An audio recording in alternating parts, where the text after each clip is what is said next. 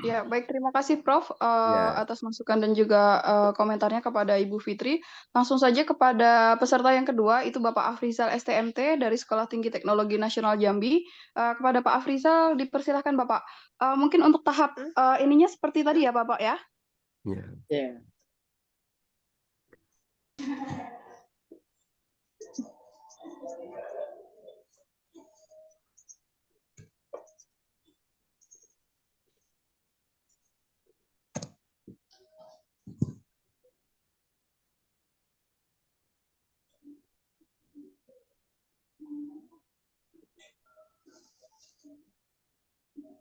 Assalamualaikum warahmatullahi wabarakatuh. Waalaikumsalam Warahmatullahi warahmatullahi wabarakatuh. wabarakatuh. Selamat pagi semuanya mahasiswa sekalian. Sehat semua? Sehat Alhamdulillah, Pak, sehat alhamdulillah. Pak. Novita Triwayuni sehat? Sehat Pak, Ilma alhamdulillah. Kafah gimana hari ini? Sehat Pak, alhamdulillah. Ya, berikutnya pada kesempatan kali ini kita sudah masuk ini perkuliahan pertemuan ke-9. Ya, sebelumnya pada pertemuan 8 kita telah melaksanakan UTS ya. Di pada pertemuan 9 ini kita masuk studi kasus dan pembahasannya tentang pengaruh sifat material komposit, cangkang kerang darah, resin akrilik, bahan produk gigi tiruan. Ya mungkin mahasiswa teman sekalian pernah tahu ada apa cangkang kerang darah? Mungkin Silma Kafa mungkin tahu. Ini Pak buat giginya kali ya Pak. Kurang paham Pak, cangkang Kurang paham. Di cangkang kerang darah itu semacam bahan itu yang adanya biasanya di pantai itu.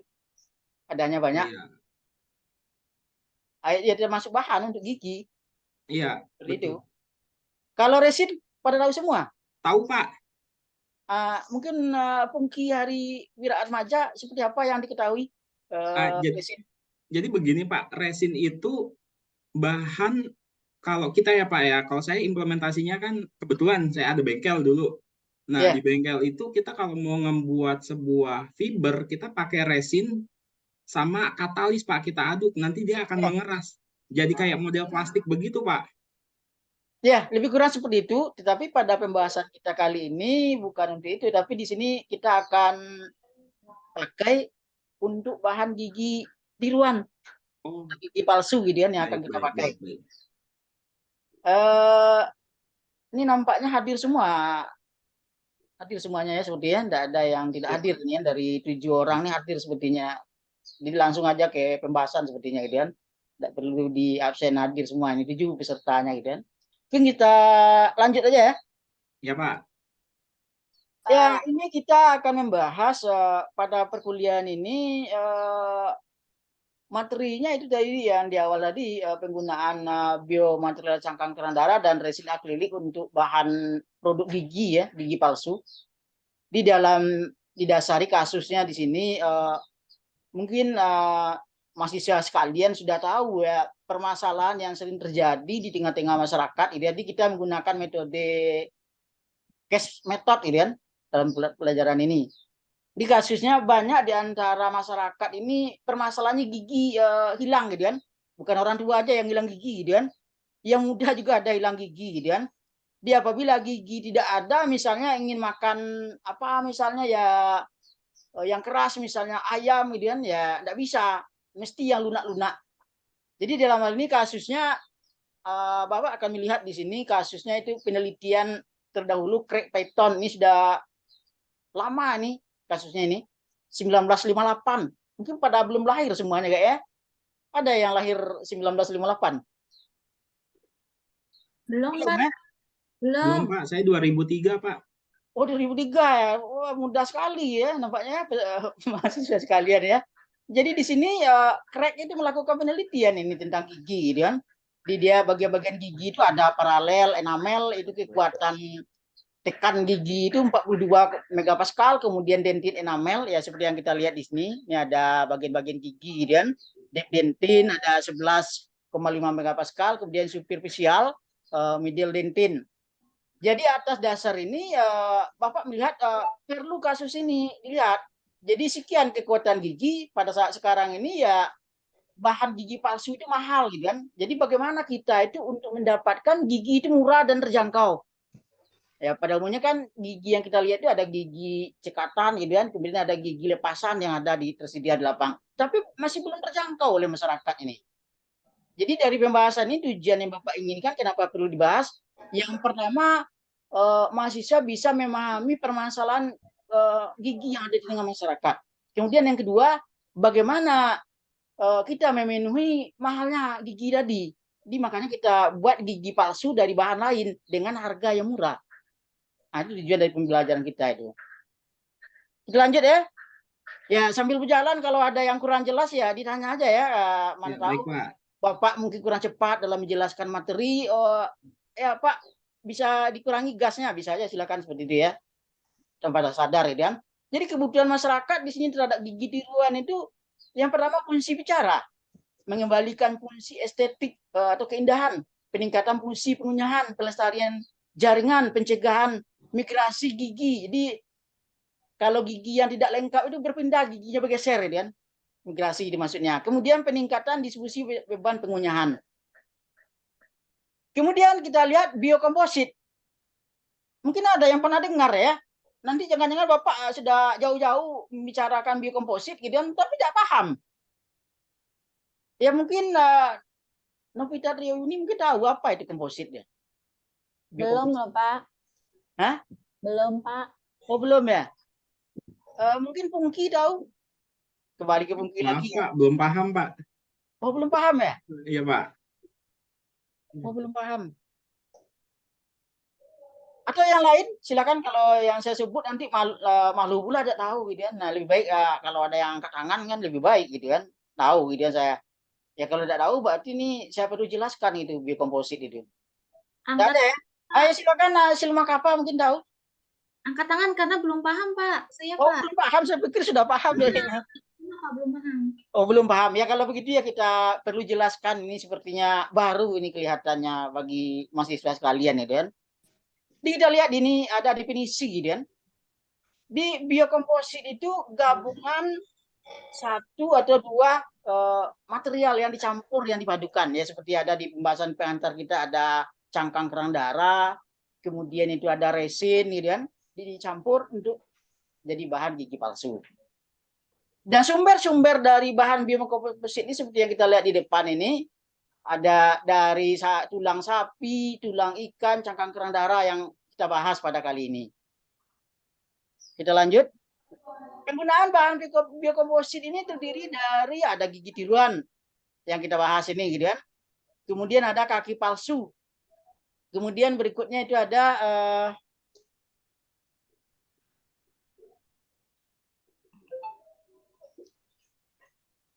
sebentar ada gangguan.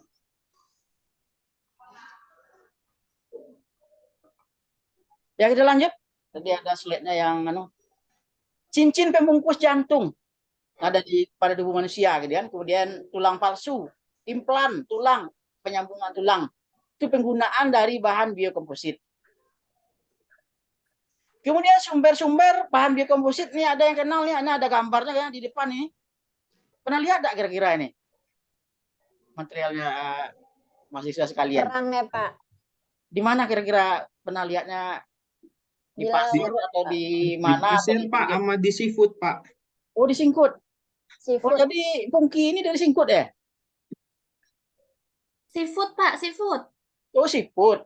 Saya pikir di Jambi ini juga ada singkut gitu kan. Ya, sejenis seafood itu, tapi bukan seafood ini. Dia biasanya di daerah berpasir itu adanya. Nah, kemudian di sini ada komposisi resin akrilik.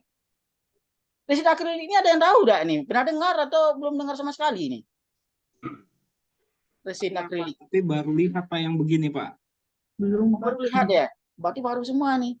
Di resin akrilik ini bahan untuk material komposit itu ada yang terdiri dari dua macam, gitu kan? Dia ada yang penguat, kemudian ada matrek, gitu kan? Kalau yang penguat itu ya sejenis tadi, ada yang jenisnya bentuknya fiber, gitu kan?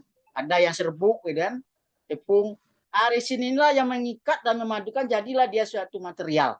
Nah, ini dinamakan biokomposit. Nah, ini kandungan dari powder liquid, gitu kan. Kemudian sifat-sifat dari resin ini bisa dilihat di tabel, itu ada kekerasannya, kekuatan tariknya, perpanjangannya, kemudian impact-nya, kemudian modulus elastisitasnya. Kemudian ini proses dari pembuatan produk ini. Ya, kalau kita lihat bisa di sini, ini ada cangkangnya, kemudian dibakar, kemudian ditumbuk, kemudian digiling, kemudian diayak, kemudian masuk dalam cetakan, kemudian berikutnya ini dibuat spesimen, kemudian ini mesin uji tekan. Ditekan, hasil uji tekan ini nanti akan diketahui seberapa kuat menerima tekan. Dan hasil yang paling terbaik itulah nanti yang kita buat sebagai bahan gigi tiruan atau gigi palsu. Nah, inilah langkah-langkahnya proses pembuatan produknya. Kemudian ini perbandingan campuran bahan yang lebih dari 2 atau 1 di biokomposit ini. Nah, ini variasinya ada di ini, bisa ada ini menggunakan fraksi volume kalau membuat spesimennya, kemudian bisa ini menggunakan fraksi berat. Kemudian ini metode dalam hasilnya spesimen ketika diuji tekan. Nah, dapat ya dari 9 spesimen. Nah, ini tabelnya, kemudian ini metode menghitungnya, kemudian dapat kekuatan tekannya seperti ini. 44,32 megapascal. Kemudian kalau kita lihat perbandingan di sini mana yang lebih baik hasil kekuatan tekan itu ada di tabel atas, kemudian grafik beban maksimum, kemudian berapa yang kemudian grafik uji tekan dilihat dari segi grafik, nah mana yang paling tinggi gitu kan dapatnya kekuatan tekannya. Kemudian berikutnya hasil rata-rata, ini rata-rata. Jadi kita lihat di komposisi 1 yang paling tinggi jadi kekuatan tekannya. Grafik rata-rata kekuatan uji tekan dengan komposisi BCK. BCK itu maksudnya biokomposit cangkang kerang darah. Kemudian PRA itu powder resin akrilik.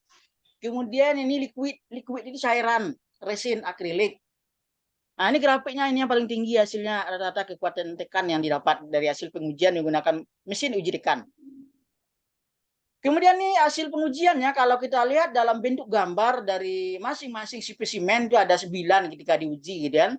Di yang di sini ada yang komposisi 50%, 30%, 20%. Di spesimen 1, spesimen 1B, 1C. Nah, ini ketika diuji atau ditekan ini yang tidak ada apa-apanya utuh dia gitu kan. Ini melihatkan ketangguhan kekuatan tekan spesimennya gitu kan. Di kondisi saat dilakukan ujian tekan ini spesimen 1A, 1B tidak mengalami perubahan. Nah, inilah makanya dari hasil hitung-hitungan kekuatan tekan ini memiliki kekuatan yang paling tinggi. Kemudian komposisi spesimen saat dilakukan pengujian tekan 2A, 2B, 2C gitu kan, ini sedikit mengalami perubahan bentuk atau deformasi, ada yang retak, ada yang pecah, ada yang sumbing, ada yang gelembung bentuknya, kemudian ini ada yang miring gitu kan. Ini kasus pada spesimen 2. Kemudian spesimen 3 juga mengalami perubahan deformasi bentuk. Itu spesimen 3A, 3B, 3C. Ada yang mengalami retak, pecah juga sama kejadiannya. Kemudian setelah kita lakukan penelitian atau kasus terhadap biomaterial komposit untuk bahan gigi tiruan atau gigi palsu, tadi penelitian yang telah dilakukan beberapa orang yang ada Nurdin di sini dipakai gitu kan. Kemudian ada Craig Python gitu kan. Kemudian yang didapat dari bagian-bagian gigi ada 339. Ternyata itu mendekati hasilnya gitu kan. Dari hasil penelitian. Jadi kesimpulan akhir gitu kan. Penelitian biomaterial komposit cangkang kerang darah dan resin akrilik ini ternyata bisa dipakai untuk bahan gigi tiruan gitu kan. Jadi bisa mengurangi kalau tadi bahan resin itu mahal gitu kan. Didapat gitu kan. Dengan adanya penambahan campuran dari cangkang kerang darah sebagai gigi palsu mengurangi karena mahalnya resin akrilik tadi. Kalau ada di pasaran kalau pernah ada yang ngecek itu 600-an ribu harganya. Jadi kalau dibuat jadi gigi palsu berapa satu gigi yang akan gitu kan. Jadi kesimpulan akhirnya ini bisa cangkang kerang darah untuk menambah sehingga bahan gigi palsu itu menjadi murah. Ini sudah diakhiri mungkin di sini Bapak untuk kasusnya Bapak bagi aja, tidak Bapak tuliskan di sini tugasnya gitu kan. Dia ada 2 kelompok nanti dibagi gitu kan. Nah, Dia ada kelompok 1, kemudian itu ada namanya Fitri Rahmi, Silma Kafa, Izati, Alvira, kemudian Pungki Wira Pirawira, Iskandar Malian, Novita Triwahyuni. Jadi 1, 2, 3, 4, yang lainnya itu kelompok 2. Jadi kasus yang dibahas di sini yang pertama untuk kelompok 1, kasusnya coba cari di sini penyebab rata-rata masyarakat hilang gigi gitu kan. Hilangnya karena apa gitu kan. Kemudian untuk kelompok yang kedua, kasusnya bahan gigi yang tersedia itu dari apa saja yang ada di pasaran itu. Ya silakan kalau ada yang kurang paham atau kurang mengerti ya silakan tanya ke Bapak gitu kan. Untuk mendiskusikan ini Bapak kasih waktu ya 5 menit. Kalau ada yang sudah ya nanti ya silakan aja kelompok yang mana sudah itu. Ya silakan. Bapak mau bertanya, Pak? Ya. Begini Pak, berkaitan dengan bahan kerang darah ya. Ya. Kan kita tahu ya kalau untuk menggunakan resin itu kan bobotnya akan menjadi lebih ringan Pak. Ya. Apakah kalau bobotnya lebih berat, berarti kan kalau menggunakan kerang darah berarti bobotnya akan lebih berat dong Pak ya? Dari hasil beratnya itu ya agak lebih berat sedikit, tapi tidak signifikan beratnya Pungki ketika ditimbang menggunakan timbangan digital gitu kan. Tetapi bisa lah itu untuk sebagai gigi tiruan pengganti yang telah ada yang kena mahal gitu kan. Ya silakan yang lain kalau mau bertanya gitu. Mau tanya nih Pak. Ya silakan. Iskandar Malian. Ya, berkenaan dengan bahan gigi ini itu pernah ditemukan Pak, mungkin karena penipuan. Jadi dibeli bahan gigi melalui media sosial itu ternyata setelah digunakan tidak bisa kena air panas Pak. Ya. Kira-kira bahannya dari apa itu? Ya bahan gigi ini bermacam-macam itu ya. Kita membahas tadi ada yang dalam bentuk dari buatan gitu kan. Ya dari bahan kimia gitu kan. Kemudian yang kedua ada dari bahan alam. Ya kenapa di sini Bapak mengambil kasusnya itu dari bahan alam? Ya bahan alam itu yang lebih dikenalnya dengan hidrosiapatit. Hidrosiapatit itu sumbernya ya sama lah dengan biokomposit. Jadi sumbernya dari tulang ikan gitu kan. Kemudian cangkang gitu kan, cangkang telur, kemudian cangkang kerang darah. Itu secara teliti ternyata biokompatibel terhadap tubuh manusia gitu kan. Jadi ada yang teman Bapak itu di UGM yang meneliti gitu kan untuk tulang gitu kan, implan gitu kan. Ternyata biokompatibel kan ada bahan itu Pak, teman Bapak itu yang tidak biokompatibel, berpengaruh terhadap tubuh yang lain. Ketika dipasang gitu kan. Ternyata ini cangkang kerang ini termasuk tulang sapi itu tidak bermasalah. Jadi kalau yang tadi ada bahan yang lunak mungkin dari bahan buatan, bukan dari alam gitu kan, sintetis gitu kan pengelompokannya. Ya seperti itu barangkali Iskandar Malian ini. Ya. Ya silakan. Kalau ada yang lain, kalau tidak tahu jalan-jalan ini. Bangun siang. Iya. Ya, kalau tidak ada mungkin silakan kelompok yang sudah tadi ketemu itu hasil diskusinya. Yang kelompok 1 itu rata-rata kehilangan gigi apa penyebabnya. Kemudian kelompok kedua bahan apa saja itu yang tersedia untuk bahan gigi tiruan gitu ya. Oke Pak, maaf Pak, saya mau menjawab untuk kelompok 1 Pak. Ya. Penyebabnya nih apa saja? Pertama, yang paling utama itu adalah faktor usia. Ya. Karena kan usia itu semakin tua akan semakin rontok Pak giginya yang saya lihat dari orang tua saya. Yang kedua kalau untuk di umuran muda itu bisa dari faktor kecelakaan. Ya. Habis itu bisa dari faktor kenakalan Pak. Ya gitu, kenakalan Pak. Ini maksudnya seperti apa nih? Kenakalan. Jadi gini Pak, kalau orang yang sering banyak minum minuman keras itu akan berefek juga Pak pada giginya Pak, gitu biasanya. Ya seperti makan permen termasuk juga itu. Ya. Banyak makan permen juga pengaruh terhadap gigi. Iya Pak. Kenakalan makan permen seperti itu gitu. Ya. Oh jadi ini dari kelompok 1 ya? Iya Pak. Atau ada dari kelompok ini yang mau menambahkan atau sudah cukup lengkap? Oke, kalau hasil tambahkan Pak diskusinya. kelompok 1. Ya, Jadi untuk merusak gigi itu kebanyakan kalau pendapat saya dari makanan, Pak. Karena apa? Karena dahulu pada zaman nenek-nenek moyang kita itu sampai meninggal giginya masih cukup, masih iya. lengkap. Karena Ya, mungkin orang tua dulu pada ya waktu seperti itu, gitu kan. mungkin pada waktu itu mereka belum makan bahan-bahan yang bersifat bahan kimia. Dan juga kalau di kampung Pak ada yang makan sirih Pak. Oh iya, saya juga ketemu Katanya nenek dengan saya makan makan sirih sirih itu ya akan giginya masih utuh lebih, gitu sampai meninggal, gitu kan. ya makan sirih itu katanya akan lebih memperkuat gigi dan memberi kesehatan pada gigi. Mungkin itu jawabannya Pak. Oh ya, sudah, saya pikir sudah lengkap ini kelompok 1 ini, is the best ini jawabannya, gitu kan. Ya, waktunya sudah habis, Bapak. Oh, sudah habis ya? Iya. Ya, mungkin saya cukupkan aja materi saya pada perkuliahan 9. Mungkin kalau masih kurang waktunya pertemuan 10 aja kita lanjut ya. Ya, Sari, Dewa Bilahi Taufiq Hidayah. Assalamualaikum warahmatullahi wabarakatuh. Waalaikumsalam warahmatullahi. Iya, mohon maaf ya Pak ya, kalau sedang Ya, seru-serunya pembahasan tapi waktunya sudah habis. iya, Iya, langsung saja. nggak apa-apa. Kepada Prof. Badeni dipersilakan, Prof. Silakan, ada yang komentar? Mungkin saya Pak. Ya, silakan. Ya sekedar ya, kalau masalah materi sudah sangat bagus dan materi juga sangat bermanfaat secara kalau bila diaplikasikan dalam kehidupan. Namun mohon maaf Pak Afrizal sedikit, mungkin Ya. agak kecepatan sedikit lah. Oh, Tapi ngomongnya secara keseluruhan, kecepatan. ya tapi secara keseluruhan sudah bagus lah, the best. Ya. Terima kasih. Ya, kena ini takut tidak selesai, ternyata tidak selesai juga Pak, gitu kan. Udah tidak sampai takutnya materinya saya, gitu kan. Ya. Bagus, Ya. tapi bagus Pak. Ya. Ada lagi? Silakan.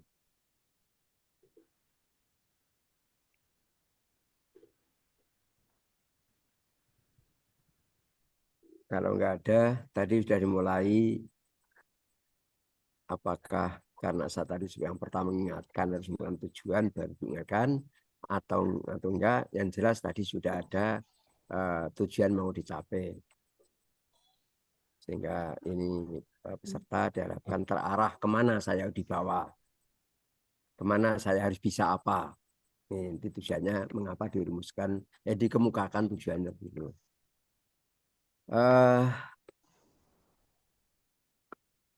Tadi berbagai gambar sudah muncul, namun akan lebih bagus. Ya, itu dalam gambar tadi, setelah kita tunjukkan gambar, perlu juga ditantang lebih lanjut peserta didik, mengapa demikian? Kenapa? Dengan ini peserta didik, mahasiswa itu suatu kasus materi atau suatu persoalan materi itu tahu penyebabnya atau mengapanya, artinya dia akan paham, lebih paham, bukan menghafal. Jadi kalau kita menggunakan satu gambar, satu proses ini, kemudian hasilnya seperti, mengapa bisa berhasil seperti itu? Sehingga tahu benar, bukan hafal dengan gambar yang kita berikan, namun paham. Karena hafal itu kaitan sekali lagi saya katakan lupa. Kalau hafal itu, ya ini.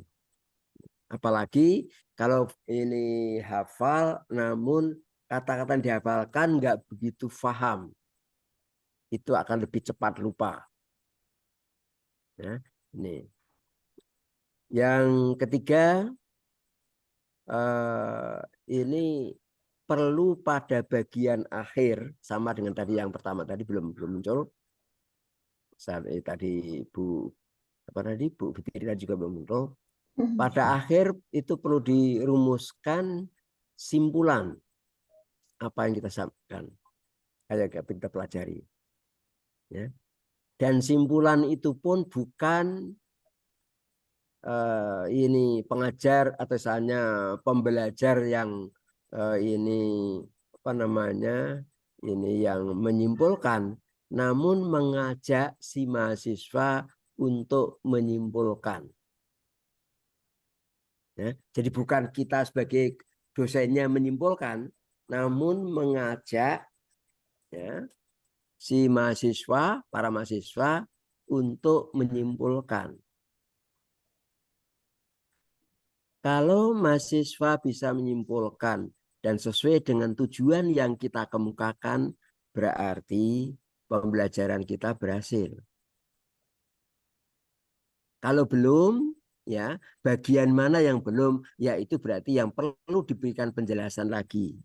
Itu tujuannya ke sana, ya. Mengapa pada ini mau akhir pembelajaran si mahasiswa diajak menyimpulkan apa yang atau apa saja yang baru saja dipelajari.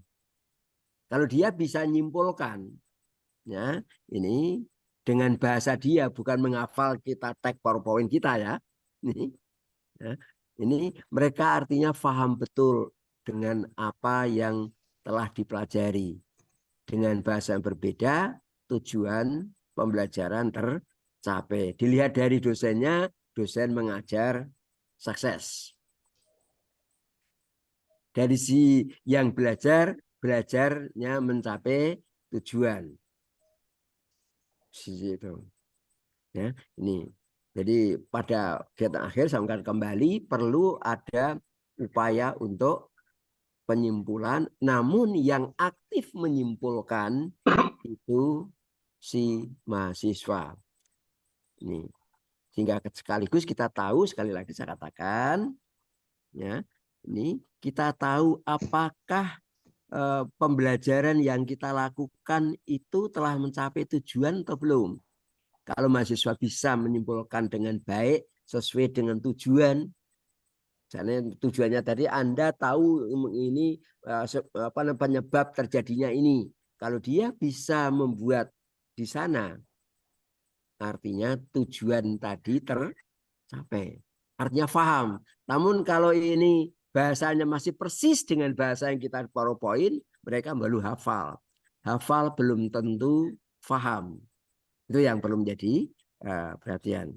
Maka sekaligus ini sebagai alat evaluasi diri kita, kalau kita menyimpulkan, mahasiswa kita bisa enggak menyimpulkan. Kalau bisa menyimpulkan, berarti tujuan pembelajaran kita telah tercapai. Dengan bahasa berbeda, seberapa tujuan pembelajaran kita tercapai dalam waktu proses mahasiswa menyimpulkan. Ya. Saya kira itu bisa dilanjutkan pada giliran selanjutnya. Ya, terima kasih Prof atas Ya. koreksi dan masukan.